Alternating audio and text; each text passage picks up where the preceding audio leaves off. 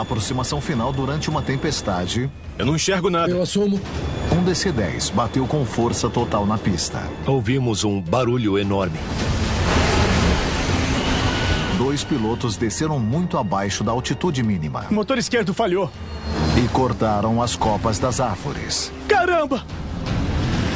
Uma tripulação lutando contra ventos cruzados acabou na metade final da pista de pouso. Vamos pousar! Você precisa avaliar muito rapidamente se vai conseguir ou não aterrissar na pista disponível. 3 aterrissagens em clima adverso. 3 decisões de frações de segundo que deram errado. Olha isso. Os investigadores se perguntaram se foi erro do piloto. Era muito pouca potência. Eles teriam caído como uma pedra. Ou as situações saíram de controle.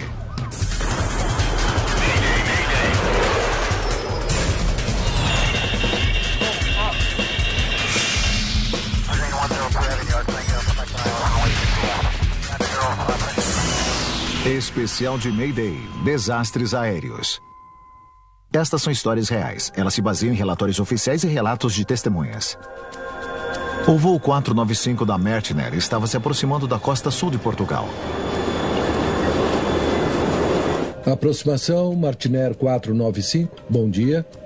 O capitão era William Van Staveren, de 56 anos. Ele estava na Martiner há 24 anos. Descendo para o nível 70. O primeiro oficial era Ronald Klemenkoff, de 31 anos. Ele voava com a empresa holandesa há 3 anos. O mais jovem na cabine de voo era o engenheiro de voo, Gary Glantz, de 29 anos. Em uma noite como aquela, com um tempo muito fechado na Europa, não dá para ver as luzes das cidades abaixo. Você só tem as estrelas e a camada de nuvens. A tripulação estava pilotando um DC-10, um jato widebody de 3 motores. Havia 13 tripulantes e 327 passageiros a bordo.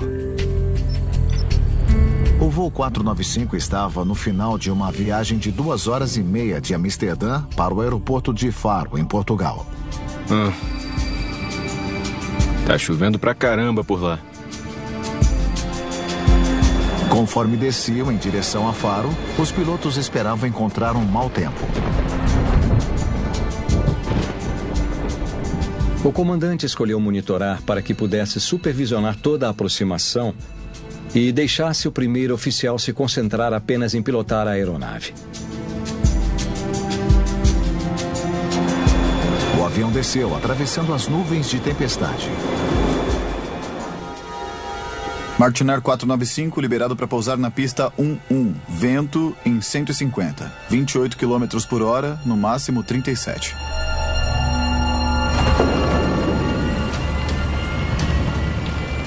Liberado para pousar. A menos de 1 minuto da aterrissagem, o clima piorou ainda mais.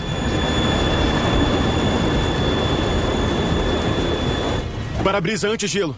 Eu não tô enxergando nada. Eu assumo. Os limpadores estão no máximo.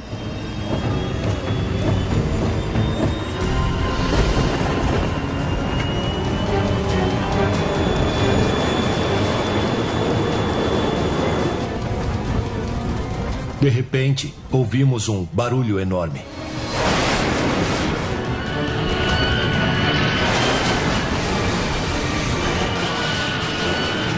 Tinha certeza que íamos ser esmagados. O voo 495 deslizou mais de 106 metros para fora da pista. Os bombeiros e as equipes de resgate correram para o local do acidente. Foi um dos piores desastres aéreos de Portugal. 56 pessoas morreram. 284 pessoas sobreviveram.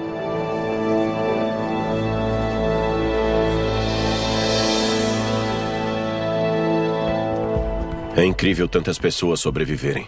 Os investigadores da Direção-Geral da Aviação Civil de Portugal e da NTSB chegaram para inspecionar os destroços do voo 495 da Martiner.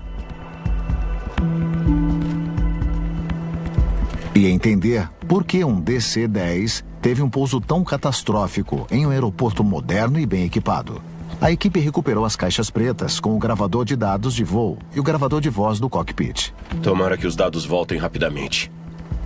Precisávamos tentar entender o que tinha acontecido nos momentos finais do voo, em relação à velocidade, às decisões, e descobrir também o que aconteceu pouco antes da aterrissagem.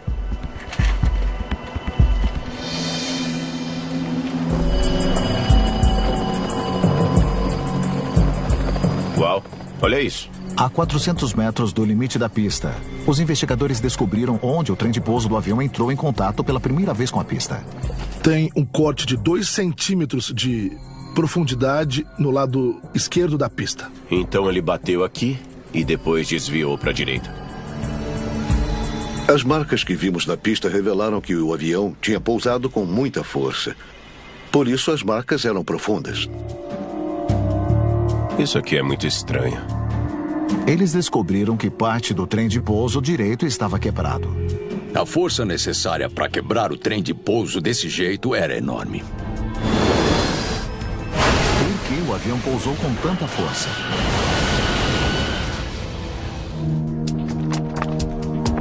Os investigadores analisaram a declaração do capitão. A aproximação foi normal. A 60 metros estávamos na linha central. Então deveriam estar bem.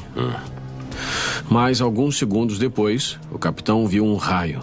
De repente sentiu uma alta taxa de descida. Tudo aconteceu muito rápido. A aeronave literalmente caiu do céu. Taxa de descida. Parecia que estávamos sendo jogados contra o chão. O primeiro oficial afirmou que o tempo estava ruim e que chovia muito. Tinha muitas rajadas e turbulência.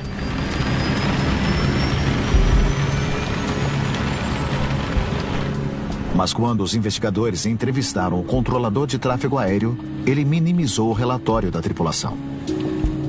Tinha chuva, mas os outros aviões estavam decolando e pousando sem dificuldade. Martiner 495, liberado para pousar na pista 11. Vento em 150, 28 km por hora, no máximo 37. E o cisalhamento do vento? Os sensores da pista captaram alguma coisa?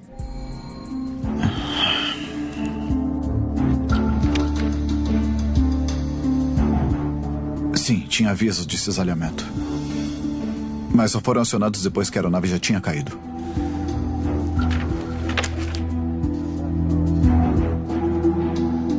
O cisalhamento é uma mudança extrema de velocidade e direção do vento. Os sensores de pista teriam detectado qualquer mudança desse tipo, mas não relataram nenhuma. Havia informações conflitantes entre o que a tripulação disse e o que o controlador de tráfego aéreo relatou. A melhor coisa para fundamentar o que tinha acontecido era dar uma olhada mais aprofundada no que os pilotos estavam conversando no cockpit.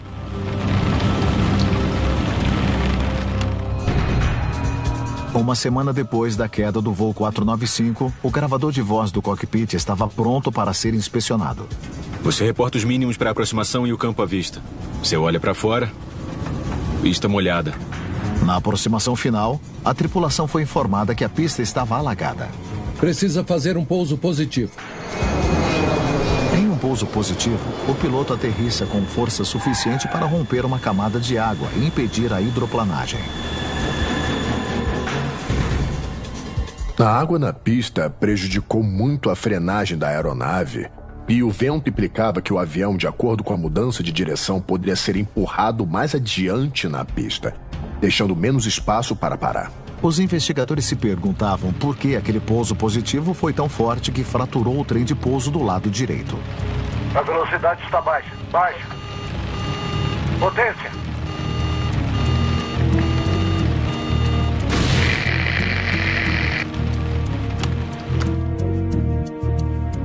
Por que o capitão gritou mandando acelerar? Checa os dados da velocidade aerodinâmica. Tudo indica que eles estavam voando estavelmente a 269 por hora até aqui. Em seguida, a velocidade aerodinâmica deu um salto e depois caiu para 257 por hora.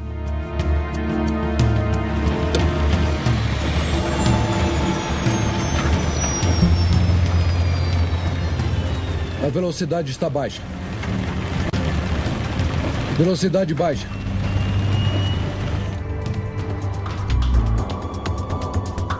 Essas flutuações parecem extremas demais para terem sido causadas pelos ventos a 37 por hora. E os dados da aceleração automática? As flutuações nos aceleradores automáticos correspondiam às flutuações da velocidade aerodinâmica.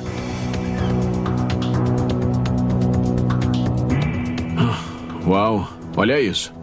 102% de potência. Os investigadores descobriram que houve um aumento na potência do motor a 1.200 metros do limite da pista. Seria semelhante à quantidade de potência usada para decolar. Era muita potência para tentar pousar. E depois aqui, a potência cai para 40%. A potência caiu repentinamente para Idle, uma espécie de marcha lenta. O único jeito dos aceleradores se moverem tão rápido seria se o piloto ajustasse manualmente. O primeiro oficial, que era o piloto no comando, tomou a decisão de substituir o sistema de aceleração automática e trazer a potência totalmente para a posição idle. Era pouca potência. Eles teriam caído como uma pedra. Sem potência suficiente, o avião atingiu a pista com uma força suficiente para quebrar o trem de pouso.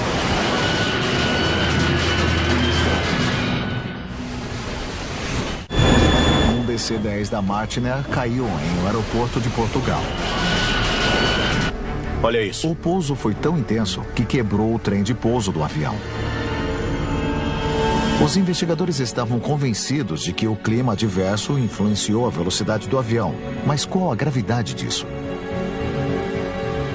Por que a tripulação reduziria tanto a potência, tão longe do limite da pista?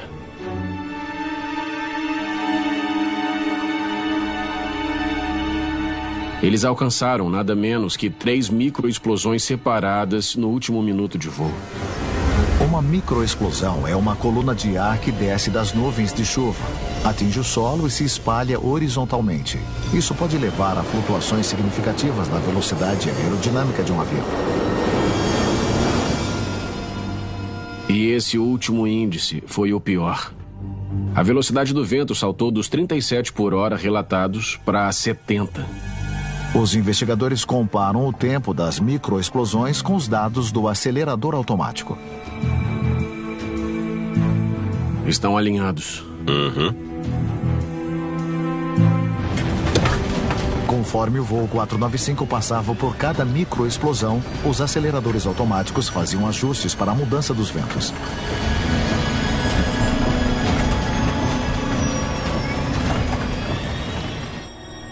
Acho que o primeiro oficial provavelmente teria ficado impressionado com a mudança inesperada no tempo. E sabendo que ele precisava fazer um pouso positivo no limite da pista, ele viu o pico de potência em 102% e tomou medidas corretivas. Para colocar o avião no solo, o primeiro oficial ultrapassou o acelerador automático e reduziu a potência para idle. Ele cortou a potência no exato momento em que a última rajada descendente os atingiu. O comandante tentou impedir a descida descontrolada do avião. Potência!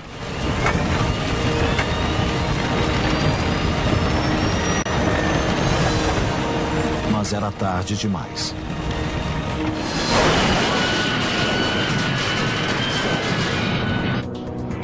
Os investigadores suspeitaram que os ventos foram muito mais rápidos do que os 37 km por hora que foram relatados.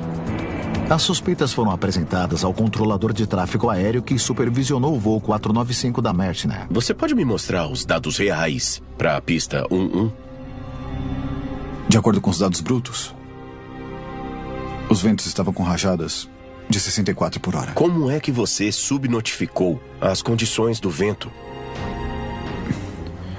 Recebemos dados do vento a cada 30 segundos por esse dispositivo. Deve ter mudado para pista 29.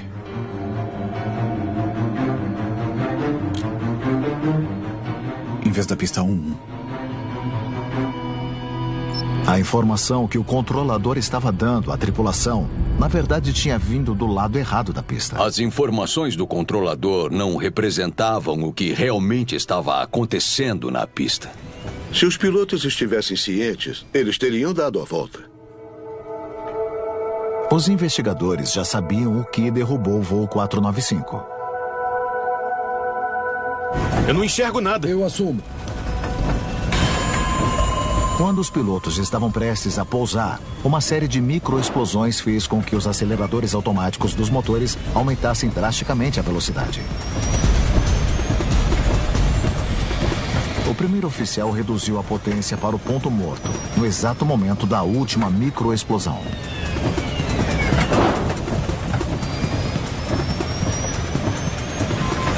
Taxa de descida 50. O voo 495 colidia com o chão.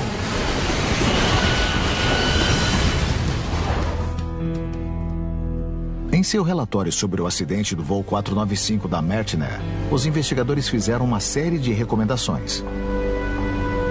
O relatório indicava treinamento adicional aos pilotos e sistemas de detecção de cisalhamento do vento nos aviões. Pouco depois do acidente, o aeroporto de Faro atualizou sensores de vento e displays de acordo com os regulamentos internacionais. As informações críticas que os controladores fornecem aos pilotos precisam ser precisas. Então, estas são algumas das lições que a indústria aprendeu e implementou após aquele acidente. Um incidente diferente na pista revelou a importância dos procedimentos de pouso em condições climáticas adversas e os perigos de ignorá-los. 12 de novembro de 1995. Em uma noite de tempestade de novembro, o voo 1572 da American Airlines cruzou 11 mil metros acima da Pensilvânia. O capitão Kenneth Lee, ex-piloto militar, pilotava com a American Airlines há 10 anos. A viagem está mais tranquila aqui do que em 10 mil metros. Com certeza. O primeiro oficial, John Richards, também pilotou no Exército e já tinha 7 anos de experiência pilotando em linhas comerciais. Eles estavam pilotando um MD-83, um avião bimotor narrow body. Preparar a cabine para a descida. Era um voo de 2 horas do aeroporto de O'Hare, de Chicago, para o aeroporto Bradley International em Windsor Locks, em Connecticut. Havia 5 tripulantes e 73 passageiros a bordo.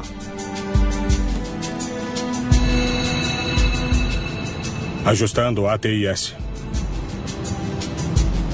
Informações sobre o aeroporto de Bradley, Victor 03. ATIS ou ATIS significa Serviço Automático de Informação Terminal. Ele fornece aos pilotos dados importantes sobre o clima e a aproximação do aeroporto.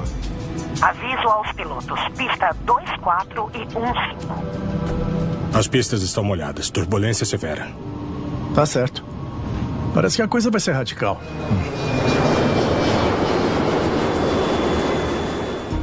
American 1572, desçam até 1.200 metros. Descendo a 1.200. 1572. American 1572, saibam que... A torre está fechada neste momento, devido a um problema com uma das janelas. A tempestade não era apenas uma ameaça para as aeronaves. Um grande vazamento da torre de controle obrigou os controladores da torre a deixarem seus postos.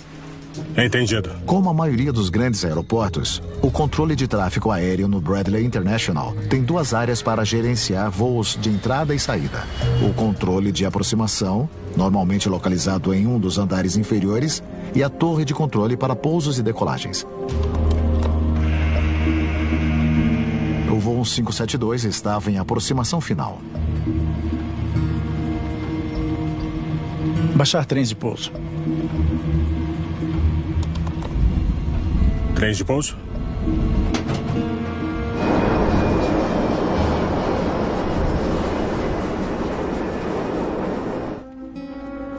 Eu vou até a torre.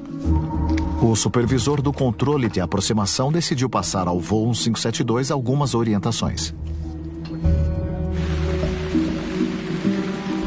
American 1572, Temos uma pessoa na torre. Não está oficialmente aberta, mas vocês podem trocar para a frequência da torre. Oi, torre. American 1572. Estamos a 6 quilômetros da pista 15. O pouso fica a seu critério. A pista parece liberada. Entendido.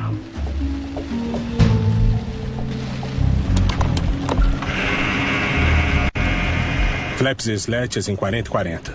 Liberado para pousar.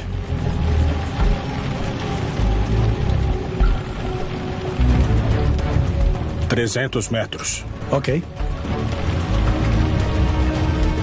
O voo 1572 ainda estava a 4 quilômetros da pista.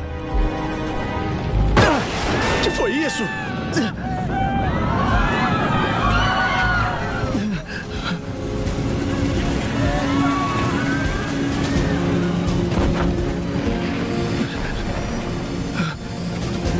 Vai, dá a volta. Dando a volta. Os pilotos levantaram o nariz na tentativa de se recuperarem. Flaps 15. Subir trens de pouso. Trens de pouso.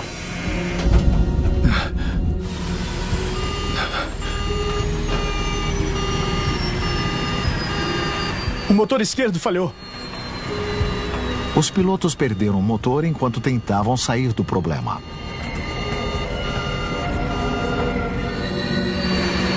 Tem uma pista logo à frente. Ok. Diga a eles que vamos descer. Avisa a emergência. Oi, torre. Solicito equipamentos de emergência. Estamos descendo na pista.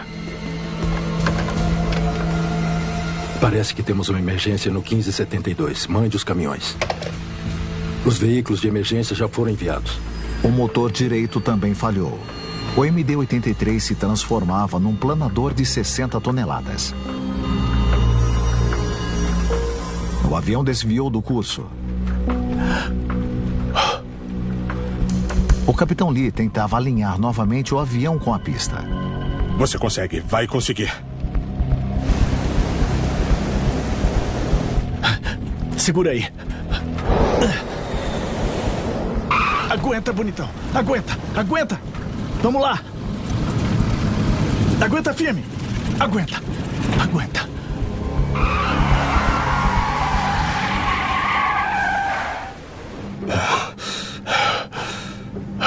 Deus te abençoe.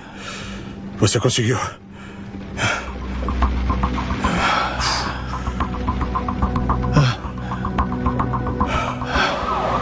O voo 1572 pousou em segurança.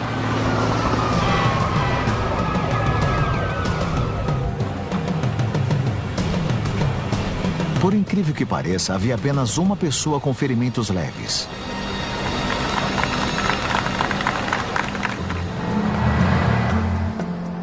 Mas o que quase derrubou o voo 1572 era um mistério. O que temos até agora? Cabia aos investigadores da NTSB resolvê-lo. Bob Benson liderava a equipe. A aeronave ficou muito danificada. Aquilo me fez lembrar de um B-17 que tinha passado por um ataque na Segunda Guerra Mundial. A aeronave não voava mais. Obviamente bateram em algumas árvores. Ah, com certeza bateram. E obviamente os motores tinham potência quando trituraram esses galhos. Os galhos triturados nos motores do avião indicavam que eles estavam funcionando normalmente. Se os motores tinham potência, por que bateram nas árvores?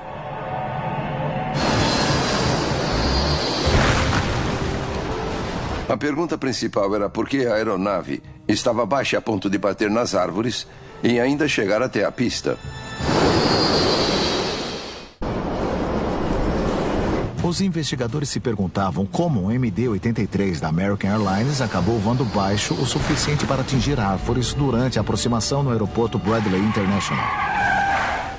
As árvores atingidas estão no topo de uma cordilheira, uns 4 quilômetros a noroeste da pista.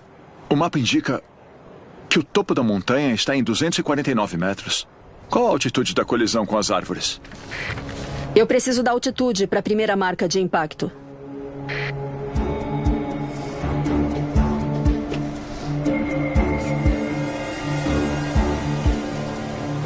235 metros. Eles não deveriam estar nem perto daquelas árvores. A equipe descobriu que quando o voo 572 atingiu as árvores, ele estava a 14 metros abaixo da altitude da linha do cume. Não estavam só abaixo do cume. Estavam a 94 metros abaixo da altitude mínima de descida. A altitude mínima de descida, ou MDA, é a menor altitude que uma tripulação deve alcançar antes de visualizarem a pista. É um protocolo projetado para manter os aviões acima do solo e de quaisquer obstruções. Por que eles desceram tanto? O gravador de voz do cockpit podia fornecer uma pista. O pouso fica a seu critério. A pista parece liberada. A equipe ouve o supervisor de controle de tráfego aéreo dando orientação à tripulação para pousar. Flaps e sledges em 40-40. Liberado para pousar. Ok. 305 metros. 305 agora. Pausa, por favor. 305 por minuto? É impossível. Ao se aproximarem do solo, a tripulação decidiu fazer sua descida final a 305 metros por minuto, quase o dobro do normal.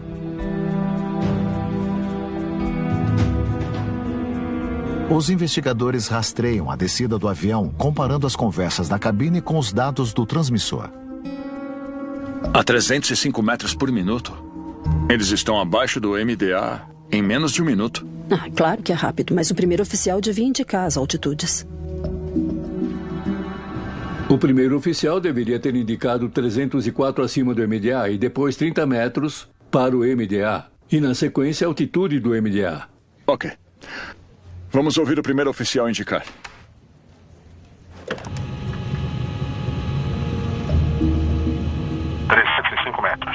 Bom, ele avisou a 305 metros.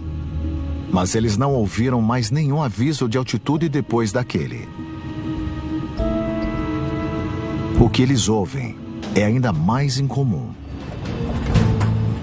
329 é o seu... Certo. Está indo abaixo do seu... O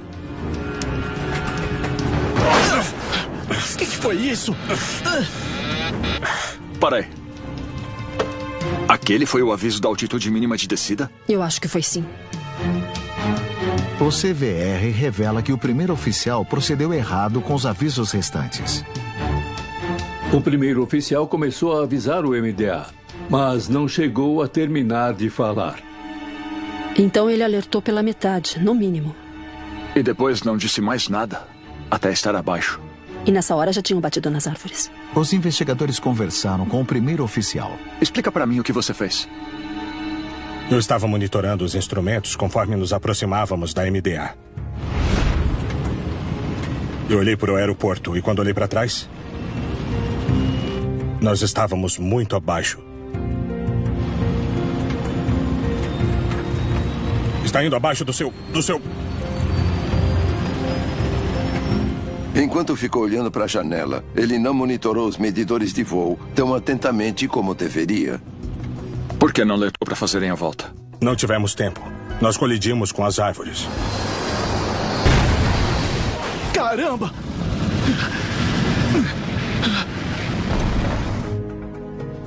Mas não faz sentido.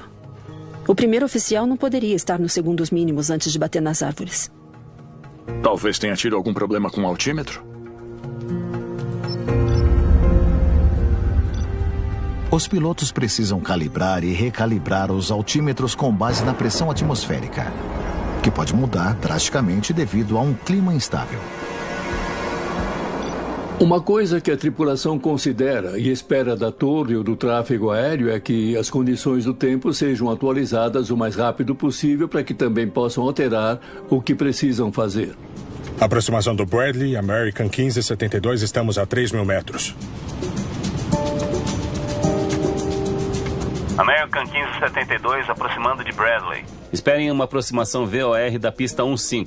Mas aquela atualização não foi fornecida. Os investigadores precisavam que o controlador de abordagem explicasse o porquê. O que marcava o altímetro do aeroporto no momento do acidente? Deixa eu ver. 29,15. Mas aqueles não foram os dados do altímetro que os pilotos receberam. Por que a tripulação não recebeu dados atualizados? 29,15.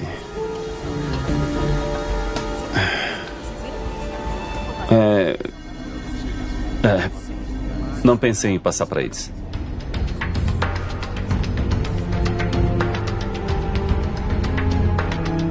Os pilotos não tinham a configuração atual do altímetro quando iniciaram a abordagem. Os investigadores calcularam que os dados desatualizados do altímetro fornecidos pela torre teriam feito os pilotos voarem mais baixo do que imaginavam. Eles acharam que estavam 23 metros mais altos do que estavam. Sabemos que bateram com as árvores a uma altitude de 235 metros. Some 23 metros a isso. Eles não teriam batido. Sem impacto. Até certo ponto, aquilo estava fora do controle dos pilotos, mas o voo abaixo do MDA devia ter sido constatado pelo primeiro oficial e pelo capitão. Foi isso que causou o acidente.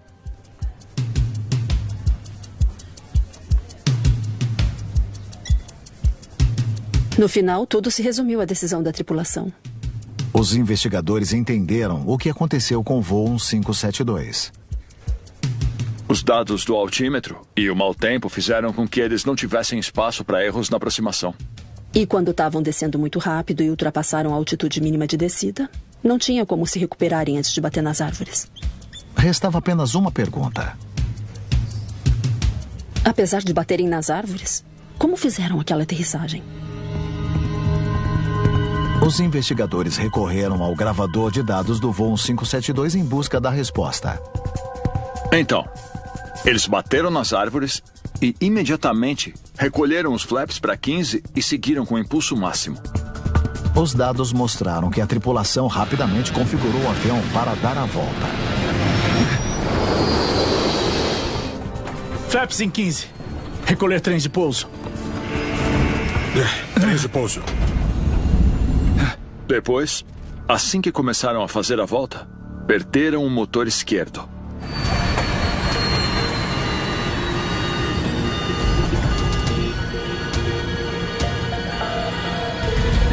E depois, o motor direito.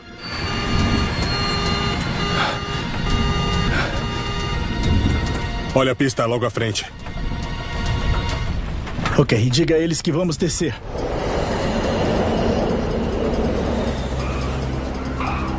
Eles deslizam até a pista.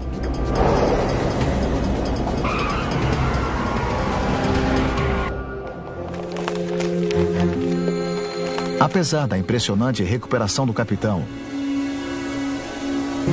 o relatório final da NTSB concluiu que a causa provável do acidente foi o fato da tripulação ter voado abaixo da altitude mínima de descida, antes que pudessem visualizar a pista. Os pilotos não monitoraram corretamente as altitudes pelas quais estavam voando. Deviam ter nivelado em um determinado ponto, mas não fizeram isso. A NTSB também recomenda que, em condições que a pressão cai rapidamente, os controladores precisam aumentar a frequência de atualizações de ajuste do altímetro. Quando o Airbus da Air France fica sem pista durante um pouso em uma tempestade em Toronto, os investigadores descobrem que há mais do que o clima para culpar. Bom, existem diversos tipos de detalhes que temos que analisar e saber que não é uma questão de lutar contra o clima e ser o herói que acaba conseguindo atravessar. A questão é como posso aterrissar com segurança máxima. O voo 358 da Air France estava em espera no aeroporto Pearson International, em Toronto, aguardando uma pausa em uma tempestade. O Airbus A340 está chegando de Paris com 297 passageiros. O capitão era Alain Rosaé, de 57 anos. Ele tinha mais de 20 anos de experiência como piloto. O primeiro oficial era Frederick No, de 43 anos. 1524 metros, pronto? A chuva estava castigando as pistas de Pearson, mas a tripulação ainda tinha liberação para pousar. Senhoras e senhores, aqui é o capitão falando. Estamos começando a nossa descida em Toronto. Devemos estar em solo por volta das 16 horas, horário local. O clima naquele dia, sem dúvida, trazia tempestades. Mas, de verdade, para mim era um pouso típico em uma tempestade. Nada fora do comum. Flaps 2. Flaps 2.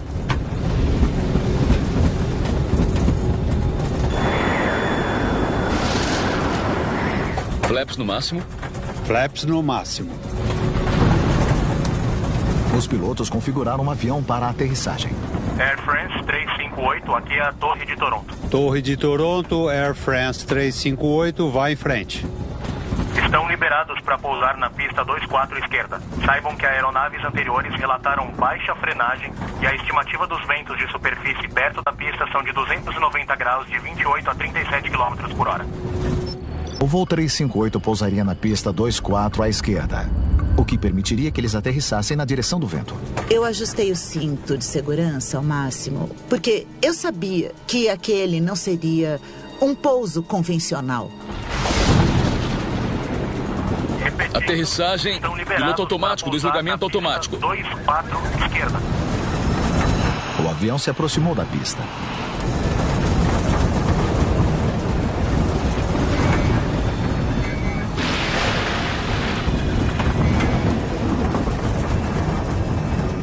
O capitão Rosae percebe que o avião já tinha passado do limiar da pista.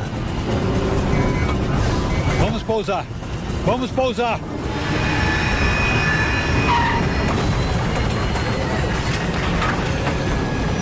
Os aplausos dos passageiros eram prematuros.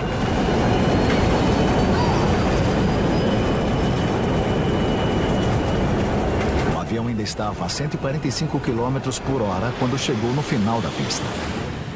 O avião começou a subir e descer violentamente. Parecia que a gente estava a uns 200 km por hora, numa estrada cheia de buracos, com uns 3 metros de profundidade.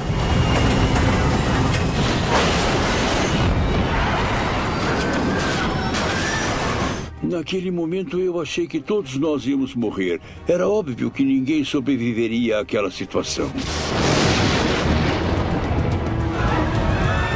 O avião finalmente para a 183 metros fora da pista. Fogo! O cheiro do combustível tomou conta do avião. O pânico se instaurou rapidamente.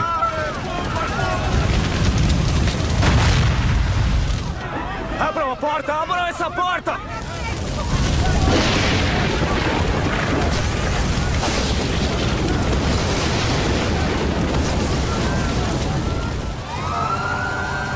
As equipes de emergência chegaram ao local do acidente em segundos. Mas chegar perto do avião era perigoso. Se o fogo de um motor em chamas se espalhasse para os tanques de combustível, eles poderiam explodir. Naquele momento, o avião explodiu.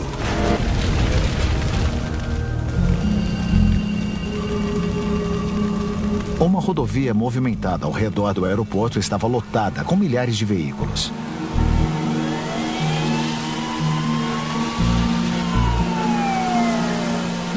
Carros de passeio se transformavam em ambulâncias para os feridos.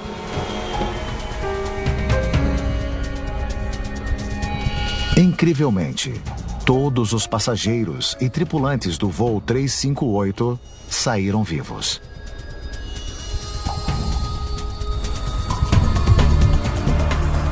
O A340 tem um histórico de segurança invejável, mas aquele avião era uma ruína carbonizada. O que deu errado a bordo do Air France 358? Caberia a uma equipe do Conselho de Segurança de Transporte do Canadá encontrar a resposta. Aterrissagem, piloto automático, desligamento automático. O voo 358 da Air France pousou durante uma tempestade feroz no aeroporto de Toronto. Mas o clima foi o único motivo para o avião ultrapassar a pista de pouso? Vamos pousar! Vamos pousar! Outros 2 aviões pousaram na mesma pista minutos antes do voo da Air France. As tripulações relataram condições difíceis ao controle de tráfego aéreo. Air France 358, Torre de Toronto. Torre de Toronto, Air France 358, vai em frente. Estão liberados para pousar na pista 24 esquerda. Saibam que aeronaves anteriores relataram baixa frenagem e a estimativa dos ventos de superfície perto da pista são de 290 graus de 28 a 37 km por hora. Frenagem ruim, 28 km. Ventos de 37 km por hora são fortes, mas estão dentro da faixa permitida para pousar um A340. No entanto, quando os investigadores estudaram imagens do radar do aeroporto, descobriram que os ventos excederam essa faixa. Quando o voo 358 pousou, uma cortina acentuada de chuva se moveu pela pista de norte a sul, impulsionada por uma súbita rajada de vento de 61 km por hora. Uma velocidade muito maior do que o previsto. 61 km por hora é o vento cruzado máximo demonstrado para um A340, e isso numa pista seca. Então, quando você diz 61 km por hora a 90 graus, você está ultrapassando os limites da aeronave. Quando os investigadores estudaram o layout do aeroporto, encontraram outra peça do quebra-cabeça. A tempestade estava forçando os controladores de tráfego aéreo a usar a pista 24 para pousos. É a pista mais curta do aeroporto. Cerca de 640 metros mais curta do que as outras.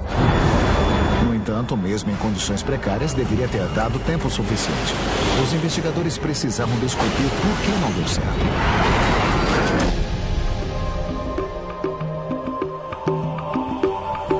Mas antes de terminarem o trabalho, relatos da mídia na França sugeriram que os reversores de empuxo que usam os motores do jato para desacelerar não foram acionados quando deveriam ter sido.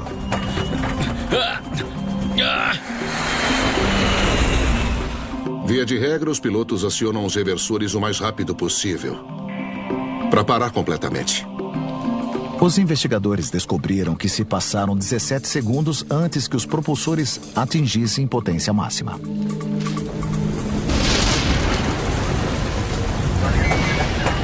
Agravando o problema, o avião só tocou no solo na metade da pista. Vamos pousar! Vamos pousar! Com isso, eles só tinham 1.500 metros para parar o avião. Com o atraso na ativação dos reversores de empuxo, 1.500 metros não foram suficientes.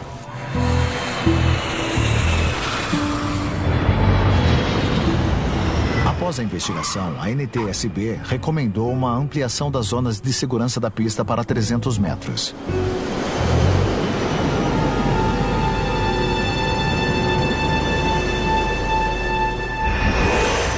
O pouso é a parte mais perigosa de um voo.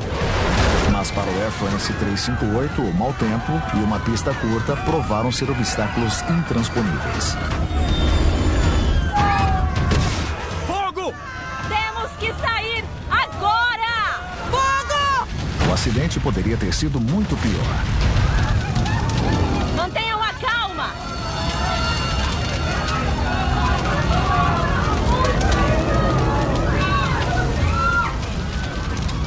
Devido à reação rápida e profissional da tripulação, todos a bordo sobreviveram.